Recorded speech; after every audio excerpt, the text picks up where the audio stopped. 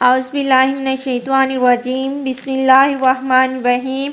تمام تعریفیں اللہ کے لیے ہے، وہی نیک لوگوں کا ولی ہے۔ میں گواہی دیتی ہوں اللہ کے سوا کوئی بھی معبود برحق نہیں، وہ یکتا ہے، اس کا کوئی شریک نہیں، اور وہی سب مخلوقات کا معبود برحق ہے۔ اور میں یہ بھی گواہی دیتی ہوں کہ ہمارے نبی صلی اللہ علیہ وسلم اللہ کے بندے اور رسول ہیں۔ آپ تمام انبیاء کرام اور رسولوں کے سربراہ ہیں۔ یا اللہ ان پر، ان کی آل پر، تمام صحابہ کرام پر رحمت، سلامتی اور برکت نازل فرما۔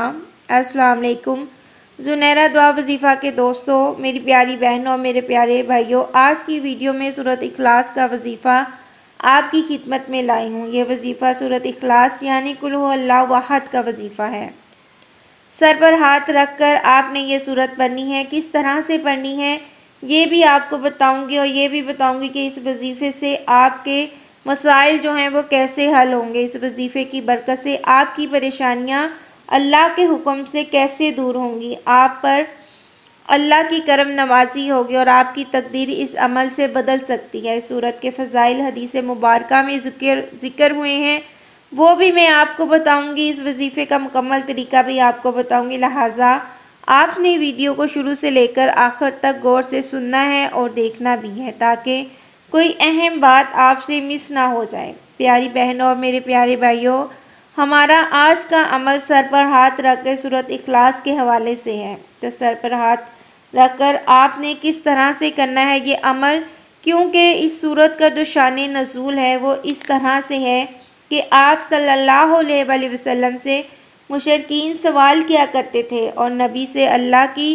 نسبت پوچھا کرتے تھے کہ اللہ کیسا ہے، کہاں اس کا مسکن کیسا ہے۔ تو ان سوالات کے جواب میں اللہ تعالیٰ نے اپنے پیارے حبیب آقا دو جہان سے کہا، آپ صلی اللہ علیہ وآلہ وسلم فرما دیجئے اللہ تعالیٰ واحد ہے، وہ یکتا ہے، ایسی ذات ہے جس کا کوئی نہیں ہے۔ یاد رہے واحد کا بھی ثانی ہوتا ہے، لیکن جو یکتا ہے اس کا کوئی ثانی نہیں ہوتا، جس کے جیسا کوئی دوسرا نہ ہو، نہ ہی اس کا کوئی مشابہ ہو، نہ ہی اس کے کوئی مقابل ہو۔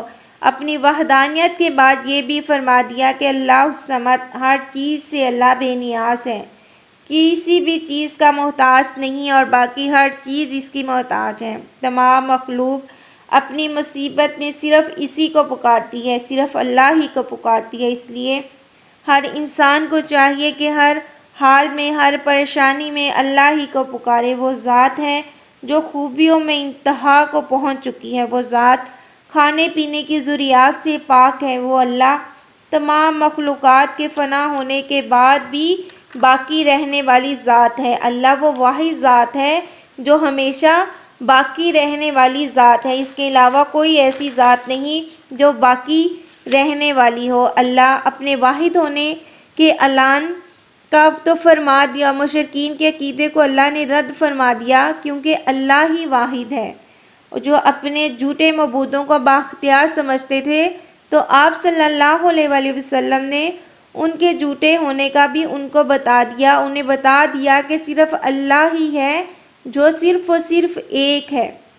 تو آپ نے سورت کو سر پر ہاتھ رکھ کر پڑھنا ہے، اس عقیدے کے ساتھ پڑھنا ہے کہ اللہ کی ذات یکتا ہے، اس کا کوئی شریک نہیں، اور یقیناً آپ کا یہی عقیدہ ہوگا۔ لیکن اگر آپ اللہ کے حوالے کے ساتھ کسی کو بھی اللہ کا شریک مانتے ہیں، اللہ کا شریک ٹھہراتے ہیں، اللہ کو کے ساتھ کسی کو آپ شریک ٹھہراتے ہیں، تو پھر یہ وظیفہ آپ کو فائدہ نہیں دے گا۔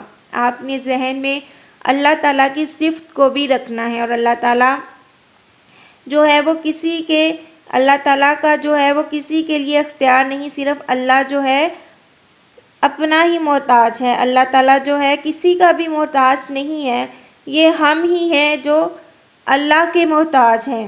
اللہ تعالیٰ جو ہے وہ کسی کا محتاج نہیں ہے، ہم ہی ہیں جو اللہ کے محتاج ہیں۔ اور پھر مزید فرمایا لم یلد ولم یولد، نہ اس کو کسی نے جنا اور نہ ہی کسی کو اس نے جنا، نہ ہی اس کو کسی نے جنا، یعنی وہ کسی کی اولاد نہیں ہے، نہ ہی کوئی اس کی اولاد ہے۔ اس آیت مبارکہ میں اللہ تعالیٰ نے اپنا جو ہے وہ عقیدے کی جو تردید کر دی، جو نصارہ کا عقیدہ تھا اس کی بھی اللہ تعالیٰ نے تردید فرما دی، جو عزیر و حضرت عیسیٰ کو اللہ تعالیٰ کا بیٹا مانتے ہیں۔ پھر فرما دیا اس کے جوڑ کا کوئی نہیں۔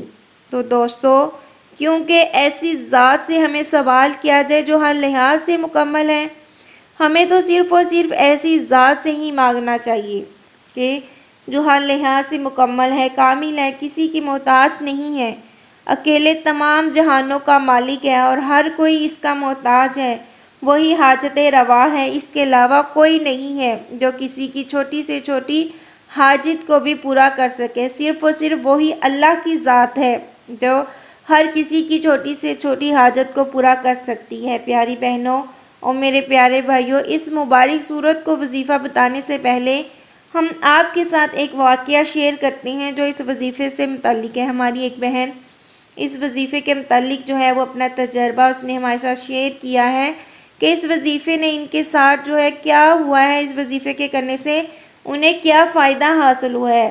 جب انہوں نے یہ وظیفہ کیا تو ان کے حالات کس طرح سے تھے۔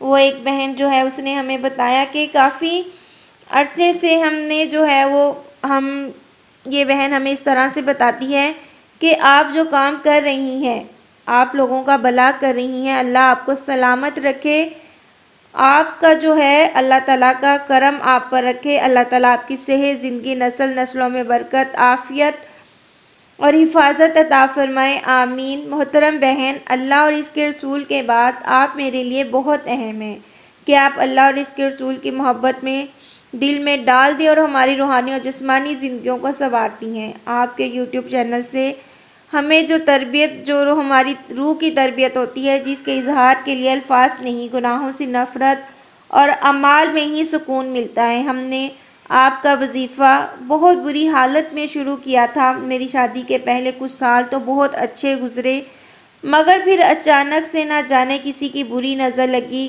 میرے شوہر کا کاروبار دن بہ دن ختم ہونے لگا اور گھر میں بچے، شوہر سب بیمار۔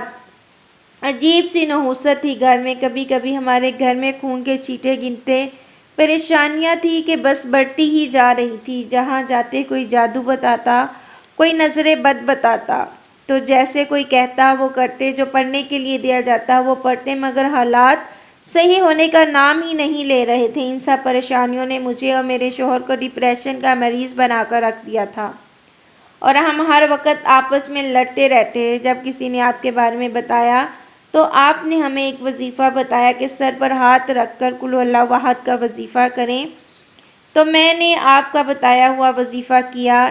اب الحمدللہ ہمارے حالات جو ہیں، آپ یقین کریں، بہت زیادہ بہتر ہو چکے ہیں۔ الحمدللہ اس کے پڑھنے سے ہم پر جتنا قرض تھا وہ ختم ہو گیا، شوہر کا کاروبار بہتر سے بہتر کی طرف ہو گیا، گھر کی بہتری میں اور بھی زیادہ بہتری آنے لگی اور گھر میں سکون کا ماحول کامیاب ہو گیا۔ پیاری بہنوں اور بھائیوں، آپ نے دیکھا کہ اس وظیفے میں اتنی طاقت ہے، کیسا باکمال یہ وظیفہ ہے، تو چلیں آپ کو اس وظیفے کا مکمل طریقہ بتاتے ہیں۔ آپ نے اس وظیفے کو کیسے کرنا ہے، تو سب سے پہلے آپ نے سر پر ہاتھ رکھنا ہے اور قسم کھا کر اللہ تعالیٰ سے یہ اقرار کرنا ہے۔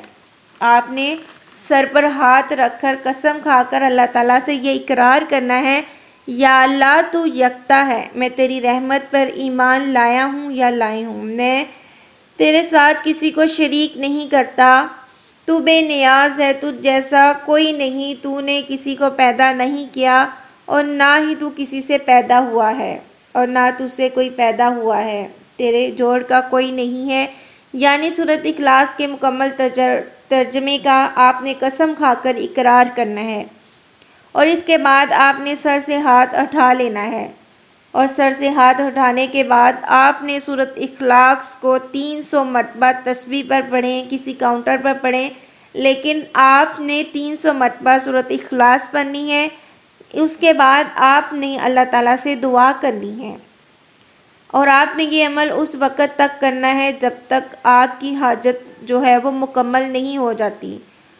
اگر یہ عمل آپ قرض کے لیے پڑھیں گے تو آپ کا قرض جو ہے وہ ادا ہو جائے گا، اور اللہ پر جو ہے آپ نے مکمل یقین کے ساتھ یہ عمل کرنا ہے، اور اس طرح سے اللہ تعالیٰ آپ پر کرم نوازی کرے گا۔ کوئی دشمنی ہے، اگر کسی فتنے کا خوف ہے تو اللہ تعالیٰ اس کا جو آپ کو کسی کا خوف ہے، اللہ تعالیٰ اس خوف کو دور کر دے گا۔ آپ پر اپنی رحمت کے دروازے کھول دے گا، آپ کے لیے رزق کے جو ہے وہ وسیلے بنا دے گا، غیب کے رزق جو ہے وہ آپ کو عطا فرمائے گا۔ اور آپ اگر عمل کرتے ہیں، اس کا یہ فائدہ بھی ہے کہ آپ کو قرآن پاک 36 قرآن پاک ختم کرنے کا ثواب بھی ملے گا، جیسا کہ احادیث مبارکہ میں ہے۔ سورۃ اخلاص کی یہ فضیلت بیان ہوئی ہے کہ اس کا ثواب 1/3 قرآن کے برابر ہے۔ تو پیارے بہنوں اور بھائیوں، اس مبارک عمل کو آپ نے ضرور کرنا ہے۔ اس وظیفے کو کسی صورت بھی آپ نے مس نہیں کرنا۔ اس وظیفے کو خود بھی کریں اور اپنے دوستوں کے ساتھ بھی شیئر کریں، تاکہ اگر کوئی پریشان ہے، ان کی پریشانی جو ہے وہ حل ہو سکے۔ میرے پیارے دوستو، اگر آپ کو آج کی ویڈیو پسند آئی ہے تو ہمارے چینل زنیرہ دعا وظیفہ کو سبسکرائب کریں، ویڈیو کو لائک کریں اور صدقہ جاریہ سمجھ کر ویڈیو کو زیادہ سے زیادہ شیئر کریں۔ اگلی ویڈیو تک کے لیے مجھے اجازت دیجیے، اپنا بہت سا خیال رکھیے گا۔ اللہ حافظ۔